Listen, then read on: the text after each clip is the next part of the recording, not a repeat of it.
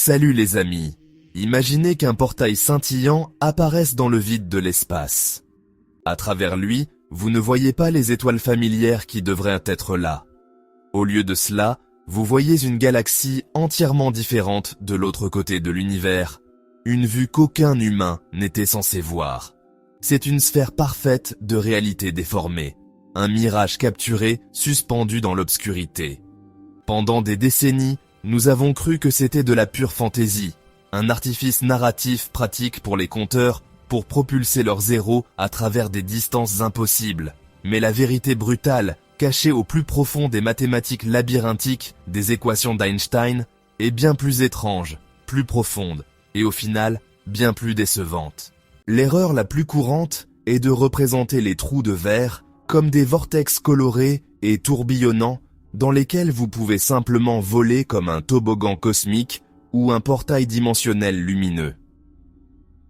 La réalité mathématique est bien plus subtile, élégante et franchement plus troublante. L'entrée d'un trou de verre, sa bouche, serait probablement une sphère parfaite et invisible. Ce serait un véritable prédateur embusqué dans l'obscurité, totalement invisible jusqu'à ce que vous soyez juste dessus. Une déchirure silencieuse et parfaite dans le tissu du cosmos. En théorie, le tunnel reliant deux points distants se formerait, mais il s'effondrerait ensuite si violemment et si rapidement que pas même un seul photon de lumière, la chose la plus rapide de toute la création, ne pourrait jamais le traverser. Le voyage durerait moins d'un billionième de seconde. Y entrer ne serait pas un voyage. Ce serait une annihilation instantanée et totale au cœur d'une singularité nouvellement formée. Dans votre esprit, imaginez ceci. Le génie révolutionnaire d'Einstein fut de réaliser que l'espace et le temps ne sont pas des concepts séparés et indépendants.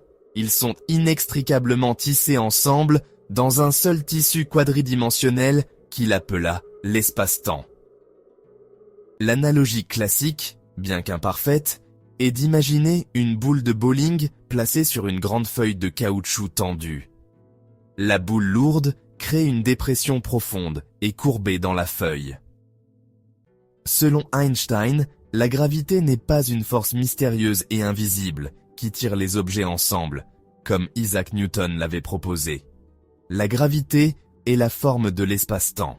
Cette idée révolutionnaire fut l'aboutissement d'une décennie de lutte intellectuelle intense et agonisante pour Einstein. Sa théorie générale de la relativité est exposée dans un ensemble de formules notoirement complexes, connues sous le nom d'équation de champ d'Einstein. En 1935, Albert Einstein et son collègue Nathan Rosen luttaient avec le concept déroutant des trous noirs. Ils étaient profondément troublés par l'idée d'une singularité. Leurs calculs révélèrent une solution où un trou noir n'était pas seulement une impasse, mais une gorge qui pourrait se connecter à une seconde région miroir de l'espace-temps. Imaginez que vous êtes une fourmi vivant sur un coin d'une très grande feuille de papier, et votre objectif est d'arriver à la nourriture sur le coin opposé. Mais maintenant, que se passerait-il si un être de dimension supérieure pouvait simplement plier le papier ? Soudain, les deux coins distants se touchent. Imaginez que vous êtes dans un vaisseau, approchant l'un de ces objets théoriques. Oubliez l'image de science-fiction d'un vortex néon tourbillonnant. Vous verriez une vue déformée, en œil de poisson de l'espace de l'autre côté. Des étoiles et des galaxies d'un cadran distant du cosmos seraient visibles juste là dans cette sphère. Le premier et plus immédiat problème est la terreur de l'effondrement. Comme nous l'avons discuté, le pont Einstein-Rosen original est catastrophiquement instable. Leurs calculs montrèrent que pour construire un pont stable et traversable, vous auriez besoin de tapisser la gorge du tunnel avec quelque chose qui génère une sorte d'antigravité. Vous auriez besoin de matière exotique. Un phénomène quantique connu sous le nom d'effet Casimir fournit une preuve expérimentale. Mesurée dans les laboratoires depuis les années 1990, c'est une force subtile, mais réelle. Pour tout trou de verre de taille raisonnable, la différence dans l'attraction gravitationnelle sur l'avant d'un vaisseau spatial par rapport à l'arrière serait si immense que le vaisseau et vous seriez étiré en un mince flux d'atomes. La toute première chose que vous remarqueriez ne serait pas un vortex tourbillonnant invitant. Ce serait un chaos gravitationnel dévastateur. Son apparition soudaine dans notre système solaire perturberait immédiatement et catastrophiquement la danse orbitale délicate de chaque planète. Puis, la radiation mortelle frapperait.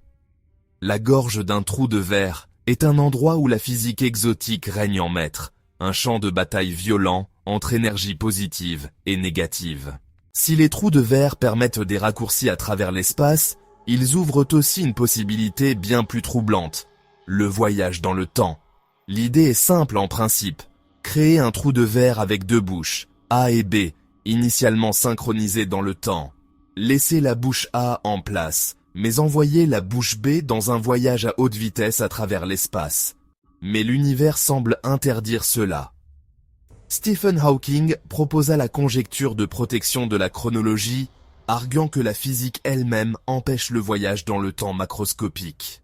Pendant des décennies, les trous de verre étaient imaginés comme des ponts rares, s'étendant sur des galaxies. Mais la physique moderne suggère une possibilité bien plus étrange. Ils pourraient être microscopiques et partout. En 2022, les gros titres affirmaient que Google avait créé un trou de verre sur un ordinateur quantique. Ceci fut largement mal compris. Cela suggère que les ponts Einstein-Rosen et l'intrication quantique pourraient être deux descriptions du même phénomène sous-jacent. Et cela compte maintenant. Les télescopes comme James Webb recherchent des distorsions exotiques. Les détecteurs d'ondes gravitationnelles écoutent les tremblements de l'espace-temps. Et les ordinateurs quantiques simulent des trous de verre holographiques, testant si la réalité est construite à partir d'informations quantiques. La conclusion est claire. Les trous de verre sont mathématiquement réels et peuvent exister comme connexions quantiques microscopiques. Mais les lois de la physique rendent les portails traversables et larges presque certainement impossibles. Leur vraie valeur n'est pas le voyage. C'est ce qu'ils révèlent, que l'espace-temps n'est pas fixe ou fondamental, mais émergent, interconnecté et bien plus étrange qu'il n'y paraît. Le trou de verre n'est pas une destination. C'est la preuve que notre carte de la réalité a été fausse depuis le début. Cela a-t-il tordu votre esprit? Si c'est le cas, pèse cette vidéo en appuyant sur le bouton j'aime et dites-nous votre théorie de trou de verre la plus folle dans les commentaires ci-dessous. Assurez-vous de vous abonner et d'appuyer sur cette cloche de notification pour ne pas manquer notre prochain voyage. Votre exploration du cosmos ne fait que commencer. Quels secrets nous aiderez-vous à découvrir ensuite ?